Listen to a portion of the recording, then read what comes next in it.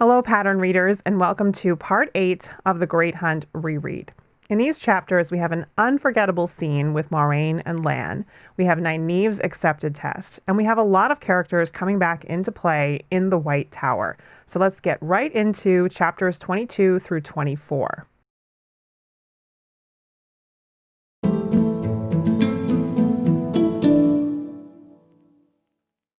Chapter 22. Watchers. Moiraine repeats exactly what Rand said in the last chapter. Quote, "Nothing is happening as I expect." She's searching among papers and books in the home of two especially aged Aes Sedai, Adelius and Vandene. She surprises Lan by asking him if he remembers the first time they met when he threw her into a pond. He recalls that she retaliated by dumping half the pond on him. She presses him further. Did he know that she wanted to bond him right away? And after nearly 20 years, does the bond chafe? Lan is cool when he replies that it always has been and always will be an honor to serve. Then she drops a bombshell on him. Before they left Tar Valon, she made arrangements for his bond to be passed to another Aes Sedai, a green named Myrelle, should Moiraine be killed. She will not let him waste his life in a useless attempt to avenge her. He remains in control, but angry, especially when he learns that Myrelle would only be temporary, and she would eventually pass his bond to another Aes Sedai of his choosing. Lan attempts to get Moiraine to say which Aes Sedai he will end up with, but she evades him and again asks if her bond chafes. Finally, he grows truly angry and accuses her of testing him. Moiraine asks why Lan did what he did with Rand in Fal Dara to prepare him for the meeting with the Amyrlin. Lan says it felt right, and perhaps he was caught up in the pull of ta'veren. Lan plans to keep Moiraine alive, whatever her plans may be, and she accepts this, but asks to be left alone. Moiraine thinks about Nynaeve and how much she's already changed Lan. She's surprised to feel a flash of jealousy, and she wonders what she will do when Lan asks her to be released from his bond. Vandene, a green sister, comes in with tea and comments that Moiraine doesn't seem to know what she's searching for, noting the range of subjects in the manuscripts Moiraine has been looking at. Moiraine asks her if she knows anything that connects the dragon to either the Horn of Valyr, Toman Head, or Shadar Logoth. Vandene thinks there might be a connection to Toman Head, and she believes that the dragon will appear in the air above it, but her sister Adelius isn't convinced. Moiraine switches to asking Vandene about the Forsaken, but she can tell her nothing. She has, however, noted the signs that Tarmon Gai'don is approaching. As Vandene leaves her alone, something she said is tickling Moiraine's brain, and she can't quite remember what it is. She walks alone into the garden and is overtaken by a Draghkar. She is under its spell, and it would have her soul in a moment. But Lan and Jaime, Vandene's warder, are there just as quickly to attack it. Moiraine returns to herself and is able to embrace saidar and kill it. Vandene and Adelius appear and wonder how Shadowspawn could have gotten there without them sensing it. Moiraine says it was warded, which must mean the Black Aja was involved. They ask why it came, and Moiraine doesn't answer, only prepares to leave immediately, asking for their help in sending letters to Tar Valon. Chapter 23. The Testing. Nynaeve is in a testing chamber along with Sheriam and 4 other Aes Sedai. Nynaeve wants answers about the accepted test she's about to face, and she gets some explanation from Sheriam about what ter'angreal are and what the 3 oaths are that women swear when they're raised to Aes Sedai. Sheriam admits that they know very little of what most ter'angreal do, but the one in the room, made of 3 silvery arches, will bring a woman face to face with her greatest fears. Sheriam tells her that once she begins, she must finish, walking through each of the 3 arches in turn. She explains that there's real danger, and some women have not come out. She will be given 3 chances to refuse the test and become or remain a novice, but at the 3rd refusal, she will be put out of the tower, same as if she refuses to go on once she begins. Nynaeve says she is ready. Nynaeve must remove her dress, and Sheriam tells her the first time is for what was, and the way back will come but once. Nynaeve steps to the arch and is surrounded by light. The first time she finds herself in a maze, still naked, and Aginor chases after her and threatens to assault her. Finally roused to anger, she attacks him with the power. He responds in turn, and the ground heaves and walls collapse and lightning crashes. The way back, the silver arch reappears, and Nynaeve considers staying to finish off Aginor, but she steps through instead. Back in the chamber, Shiriam pours water over Nynaeve and tells her she is washed clean of what she has done. Nynaeve wants to know if it was real, but no one knows. When Shiriam hears that Nynaeve was able to channel, she's shocked. Nynaeve should not have been able to remember how. She tells her it is dangerous and warns her against doing it again if she can remember. This time is for what is. This time she wears her old Two Rivers dress and is back in Emond's Field. She sees that the village and the inn are in poor repair. Talking with Marin Alvir, she learns that the new wisdom, Malena, frightens the townsfolk. Bran Alvir and Harald Luhan died suspiciously, and people suspect Malena, but no one will stand up to her because she bullies them, and she heals the children who always seem to be sick. Malena appears with a cruel smile, and Marin begs for Nynaeve's help in resisting her. But the archway appears, and Nynaeve must run through it, leaving Marin screaming for help. This time, Nynaeve is washed clean of false pride and ambition. Shiriam tells her that she must want to be Aes Sedai more than anything, and the third time will be for what will be, and the hardest. Nynaeve sees a beautiful landscape around the 1,000 lakes and the 7 towers of Malkir. She sees Lan as king of Malkir, and he calls her wife and mother to their 3 children. He entreats her to remember their life together. And this time, when the silver arch appears, she doesn't want to leave. The arch disappears.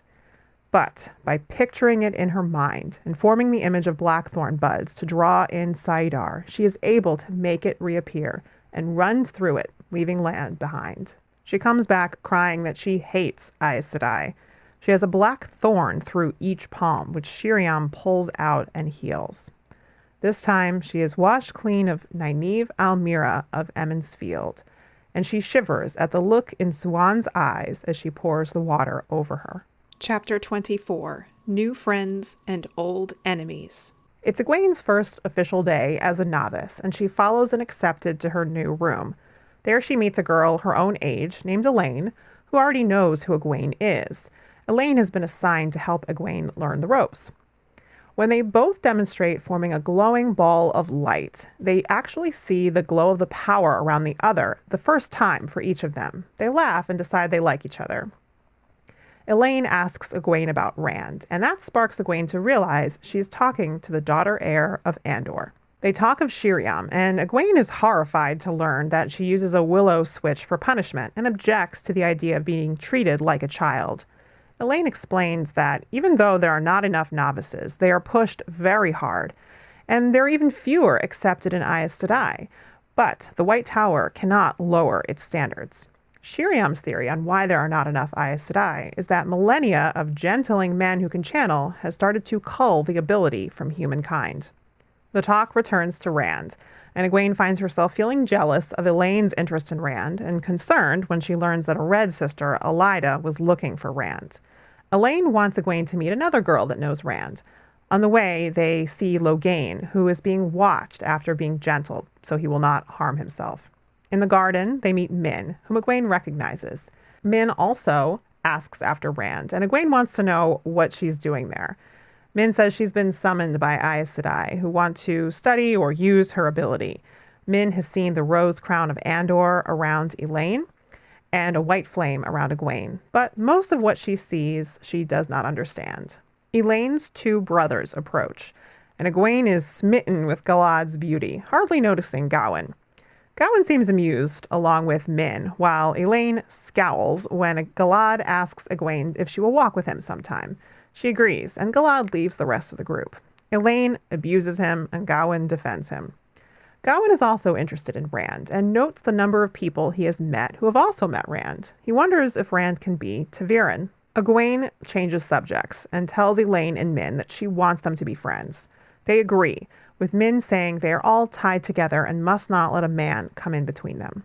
Gawain makes haste to leave when he sees Elaida approaching.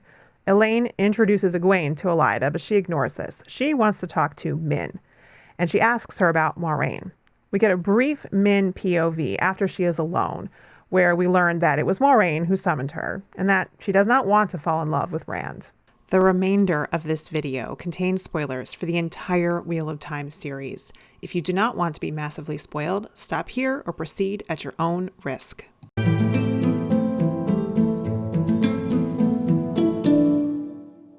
The lengthy discussion between Moiraine and Lan over what will happen to his bond if she dies is setting up a Chekhov's gun for this very thing happening.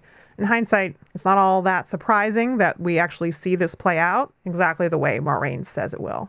In Vandine's musings on whether the dragon is linked to Tomon Head, she mentions a verse from the prophecies that we will see fulfilled at the end of this book.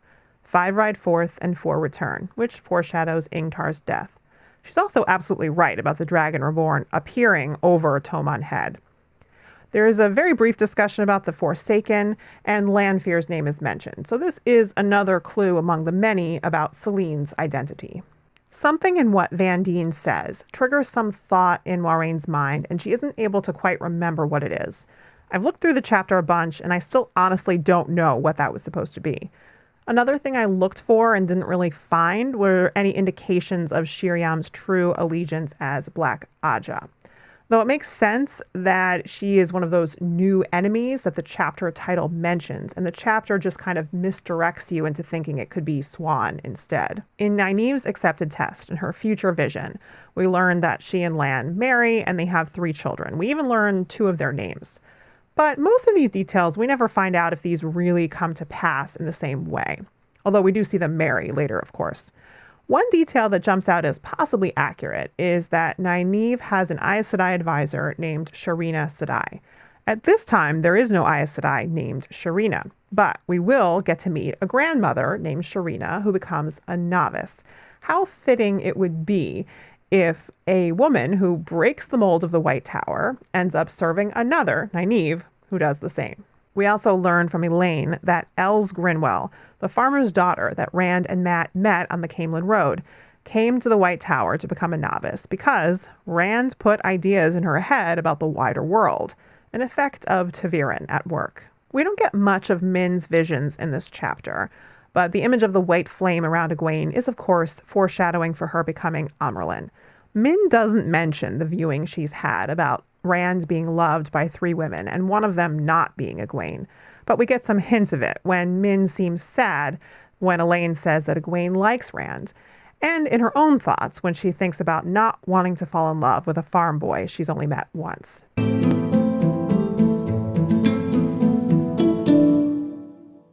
What to make of Moiraine testing Lan and deliberately pushing his buttons in this chapter? I think it's pretty much what she thinks to herself. She has to know how deep his loyalty to her still runs because she can see a growing attachment forming to Nynaeve and to Rand as well. Her mission depends on keeping Lan tied to her as long as possible, and she's willing to acknowledge to herself she won't be able to succeed forever. She pricks Lan's pride on purpose, and she gets some satisfaction out of the strong reaction she gets. But there's another human emotion in there too, with that stab of jealousy she feels to realize Lan's love for Nynaeve. And it isn't because she wants Lan to see her as a woman, as Vandine suggests. I think it's for their friendship, their partnership, and the closeness that implies.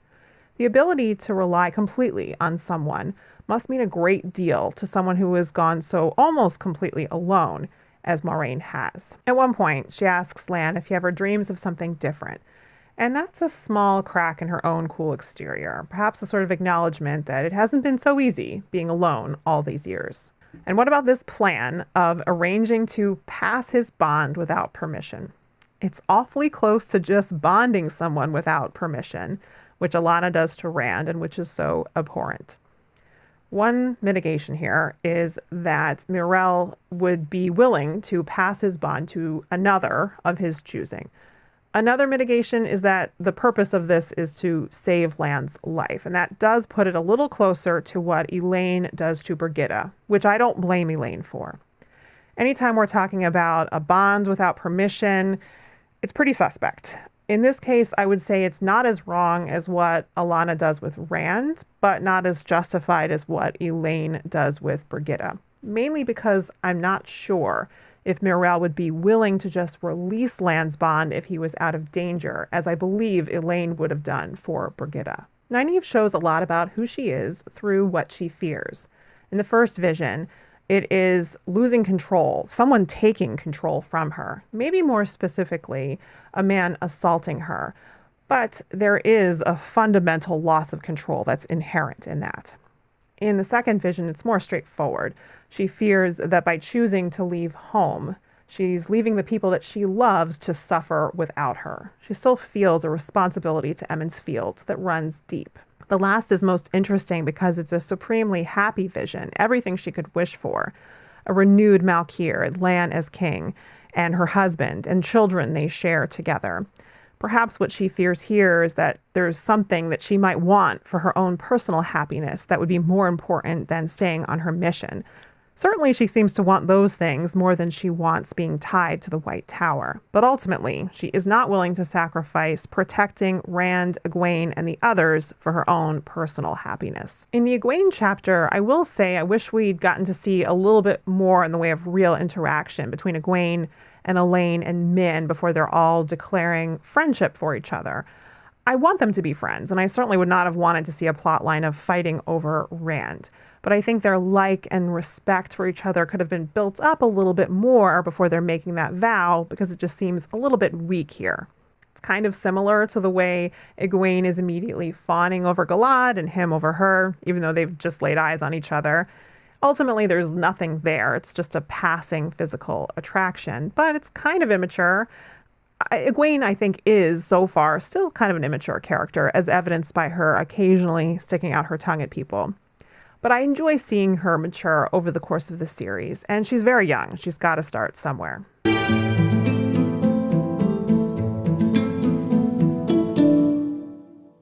Let's talk a little bit more about dedication to something larger than oneself, because I see that as a common theme running through these chapters.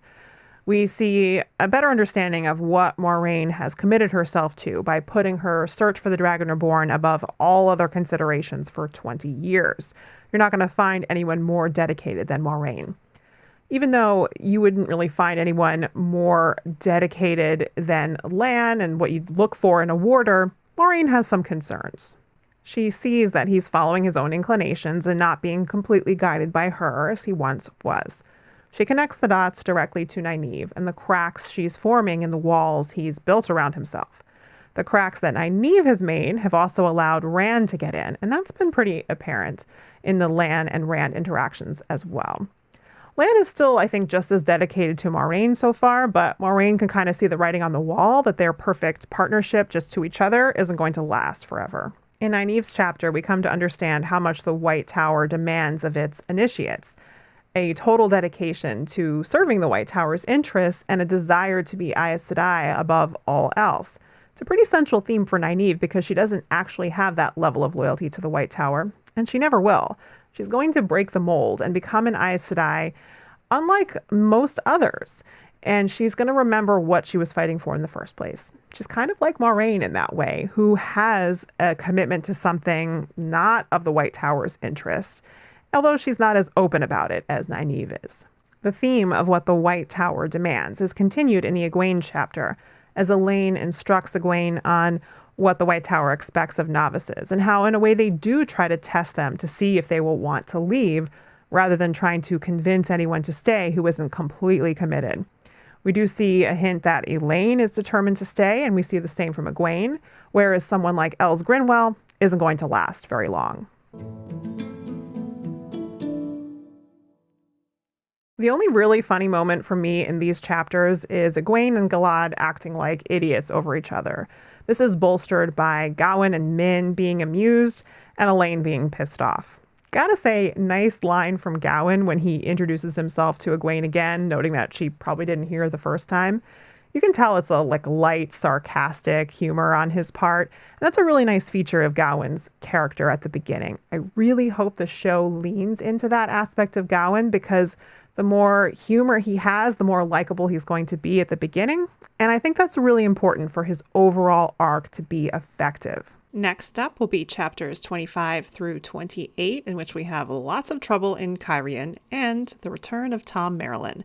So as always, like, subscribe, and I'll see you next time.